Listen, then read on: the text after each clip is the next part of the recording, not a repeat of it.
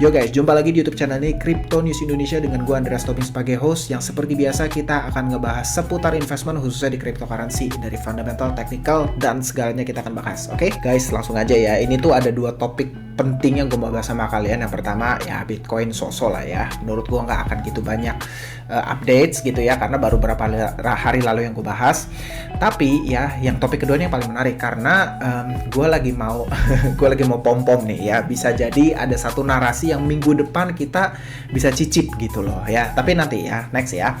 Langsung aja lah ya, untuk Bitcoin menurut gue nggak gitu menarik. Gue masih sideways ya. Gue consider mungkin ranging di area sini dulu. Jika memang ternyata koreksi di area sini akan jadi good opportunity untuk open long position. Dan again target gue di akhir tahun masih sama ya. Masih di range di between 40.000 ya di sini sampai 48. Itu masih jadi ultimate target gue untuk tahun depan atau bisa jadi sebelum Bitcoin halving yang akan jatuh di sekitar bulan April 2024 nanti ya.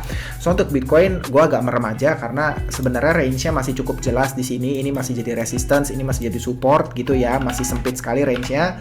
Sehingga menurut gue untuk di trading kan kurang menarik gitu. Tapi untuk alts, nah ada satu sektor nih guys yang menarik. Iya tapi sebelumnya nih ya, gue mau kasih tahu dulu. Ini kemarin gue baca satu news ya dari CoinDesk. Ini menarik banget dan gue pengen explain sama kalian yang yaitu mengenai kalian bisa lihat nih, crypto market sees net capital inflow for first time in 17 months. Maksudnya apa? Jadi gini, ini net capital inflow untuk stable coin ya, untuk stable coin. Jadi seperti USDT, TUSD gitu-gitu ya. Jadi gini, selama 17 bulan terakhir ya sampai sebelum Terra Luna crash ya. Terakhir kan 17 bulan lalu tuh. Jadi gini, intinya gini, stable coin net inflow itu masih terus positif sampai peristiwa Terra Luna crash ya. Jadi ketika Terra Luna crash happens, langsung stablecoin itu negatif, jadi negatif inflow-nya gitu. Jadi outflow yang lebih banyak dibanding inflow. Artinya apa? Market participants ini keluar dari market, mereka itu realisasi profitnya balik ke fiat lagi gitu. Kira-kira kayak gitu ya. Ini simple sekali sebetulnya. Tapi justru dalam 1-2 minggu terakhir ini ya, data di CryptoQuant atau ini di Glassnode gitu ya. Sayangnya gue nggak langganan Glassnode atau CryptoQuant, gue nggak langganan. Jadi gini, gue ngelihat data di sini aja di CoinDesk menunjukkan kalau ya ini sudah terjadi positif net inflow lagi. Artinya apa? Investor baik itu institusi maupun retail itu appetite-nya ke resiko udah mulai naik lagi nih karena mereka udah berani nyemplungin uangnya mereka lagi ke market crypto. Mereka sudah convert fiatnya mereka menjadi stablecoin gitu. Artinya apa? Sebetulnya mereka ini sudah sudah siap masuk ke market lagi. Mereka udah siap belanja kripto lagi kira-kira gitu ya kan. Itu logika simpel aja karena yalah mereka kan obviously mereka net positif inflow ke stablecoin buat apa lagi kalau bukan beli kripto, kira-kira kan kayak gitu ya. Nah jadi kayak kita bisa ngelihat ini tuh sebetulnya jadi positive sign untuk market ya. Market partisipan udah mulai bergairah lagi dan bisa jadi ya sekali lagi ya akan ada pergerakan yang positif dalam beberapa bulan ke depan ya. Gue masih positif nih karena ngelihat data ini sangat menarik menurut gue, kira-kira kayak gitu. Tapi ya kita lihat aja sama-sama ini apakah bisa terwujud. Kita bisa lihat dalam beberapa bulan ke depan, let's say gitu ya. Karena kan gini, tapi ini satu narasi nih yang gue mau share sama kalian ya. Ini begitu baca berita ini sampai habis gitu ya, gue suddenly pikiran gitu, bisa jadi ya maksudnya gini, market cap, kapitalisasi pasar dari kripto secara total gitu ya, bisa jadi nggak akan seluruhnya pure di sini gitu. Karena kan obviously kalian tahu ya sekarang ini Bitcoin spot ETF itu ada 12 yang lagi ngantri ya. Spot ETF Bitcoin lagi 12 lagi ngantri. Jadi kayak bisa jadi ya, gue nggak tahu kan mestinya ini akan ada semacam irisan mungkin ya, akan ada yang nggak masuk karena obviously capitalnya itu justru larinya itu ke para penjual ETF gitu, bukan direct ke spot marketnya kripto, kira-kira kayak gitu.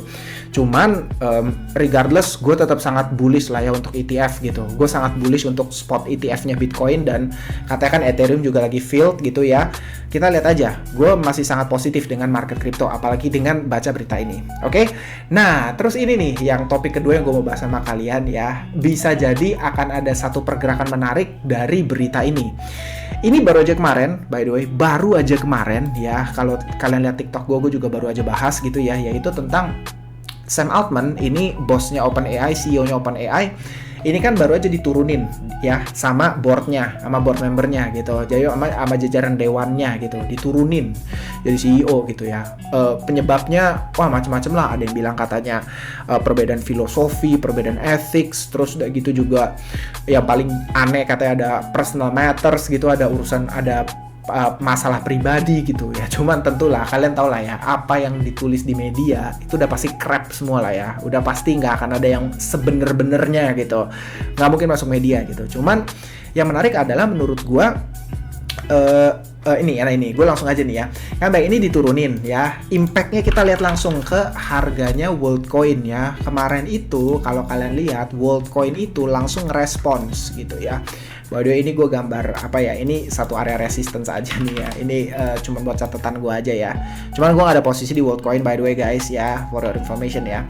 Kalian bisa lihat WorldCoin itu begitu beritanya dikeluarin langsung drop 25% ya, market langsung respon negatif gitu. Karena jelas lah, lu bayangin, ini Sam Altman loh ya. Sam Altman ini kalau lu ikutin track recordnya ya, dia itu tuh sebelumnya presidennya Y Combinator. Y Combinator itu adalah startup accelerator yang funding, yang ngeakselerasi perusahaan-perusahaan startup besar seperti Airbnb, Coinbase, Reddit. Itu Y Combinator yang semua yang inkubasi mereka gitu. Yang bosnya itu, presidennya Y Combinator itu si Sam Altman. Jadi nih orang track recordnya tuh gila gitu, track recordnya hebat gitu. Bahkan suka disandingin sama, udah setara selevel sama Tim Cook, Sundar Pichai dari Google, terus udah gitu juga Elon Musk ya dari X gitu ya, dari Tesla gitu ya. Jadi kayak Sam Altman ini udah kayak apa ya, salah satu tech leaders yang levelnya tuh udah segitunya kuat gitu loh. Ya dia juga Jewish by the way ya. Gue nggak tahu ini related atau nggak sama kalian, cuman kayak aduh ini memang orang-orang nih ya adalah kayak konspirasi lah ya, cuman gue nggak mau terlalu pusing di situ ya. Nah kayak gitu loh, jadi kayak obviously dia diturunin itu berdampak negatif sama perusahaan, karena OpenAI ini menurut gue banyak di carry sama si Sam Altman gitu, karena figurnya Sam Altman yang kuat. Jadi kayak termasuk WorldCoin, OpenAI itu kayak di carry gitu sama si Sam Altman gitu. Jadi kayak orang kan nggak tahu timnya siapa gitu ya. Tapi orang ngelihat, oh yang mimpin Sam Altman nih orang track recordnya luar biasa bagus. Jadi kayak orang tuh bullish lah sama projectnya, mau invest, kira-kira kan kayak gitu ya. Nah cuman ya kalau kalian lihat nih ya, ini terus kalian lihat nih ya, baliknya ini vertikal lagi nih, udah kayak V-shape recovery gitu ya, langsung naik lagi. Penyebabnya apa gitu? Nah ternyata gue baru baca tadi siang pas gue lagi sambil jalan gitu ya, ternyata para investornya OpenAI termasuk Microsoft ya, itu nge-push supaya Sam Altman balik lagi jadi CEO, di reinstate sebagai CEO. Bayangin, baru diturunin ya dari boardnya, jajaran dewannya, terus investornya termasuk Microsoft nggak seneng ya, langsung kayak balikin lagi nggak lo dia jadi CEO, kira-kira kayak gitulah dramanya gitulah ya. Dan isu itu langsung ngangkat lagi gitu ya. Cuma nih buat gue nih kayak some kind of market manipulation banget sih menurut gue, kayak bangke banget, kayak apa sih gitu, kayak turun jadi CEO dinaikin lagi cuman bentar price actionnya, tapi kayak langsung V-shape gitu, kayak ampun dah gitu ya. Tapi emang itulah ya, market crypto apalagi ya kripto gitu memang terlalu penuh spekulasi, penuh apa ya, sangat sensitif dengan news ya, emang seperti itu. Enjoy ya.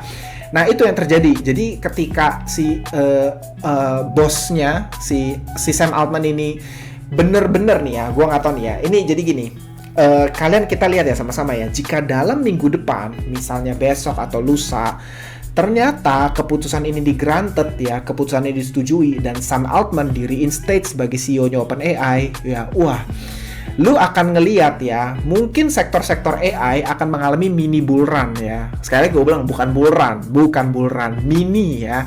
Kita dikasih cicip dulu rasanya bull run tuh seperti apa, kira-kira kayak gitu ya. Kalau ini kejadian, karena menurut gue kalian lihat nih ya sekarang nih ya, Ini kita ngomong sekarang nih ya, baru isu itu keluar aja. Nih gue tunjukin sama kalian, ini sektor AI and Big Data, 24 hour-nya itu udah pada naik semua guys. Ya, Imagine AI, ChatGPT, ya.